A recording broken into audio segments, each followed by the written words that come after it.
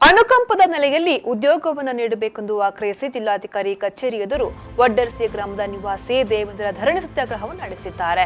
ದೇವೇಂದ್ರ ಸುವರ್ಣ ಅವರು ಅಪಘಾತದಲ್ಲಿ ಶಾಶ್ವತ ಅಂಗವಿಕಲರಾಗಿದ್ದು, ಅವರ ಸಹೋದರ ಶಶಿಧರ ಸುವರ್ಣ ಮೆಸ್ಕಾಂನಲ್ಲಿ ಉದ್ಯೋಗಿಯಾಗಿದ್ದು ಕರ್ತವ್ಯದಲ್ಲಿರುವಾಗಲೇ ಮೃತಪಟ್ಟಿದ್ರು. ಅವರ ಇಡೀ ಕುಟುಂಬವೇ ತಮ್ಮನ್ನ ಅವಲಂಬಿತವಾಗಿತ್ತು. ಈ ಕಾರಣದಿಂದ ಮಾನವೀಯ ನೆಲೆಯಲ್ಲಿ ಸರ್ಕಾರಿ ಉದ್ಯೋಗಕ್ಕಾಗಿ ಹೋರಾಟ ನಡೆಸ್ತಾ ಇರುವ ದೇವೇಂದ್ರ ವಿಧಾನಸೌಧ ಸುತ್ತಿ ಸಾಕಾಗಿ ಇವಾಗ ಉಡುಪಿ ಜಿಲ್ಲಾಧಿಕಾರಿ ಕಚೇರಿ ಎದುರುಗಡೆ ಧರಣಿಗೆ ಕುಳಿತುಕೊಂಡಿದ್ದಾರೆ. ಮಾನವೀಯ ನೆಲೆಯಲ್ಲಿ ಉದ್ಯೋಗವನ್ನ ನೀಡಬೇಕೆಂದು ಆಗ್ರಹಿಸಿದ್ದಾರೆ.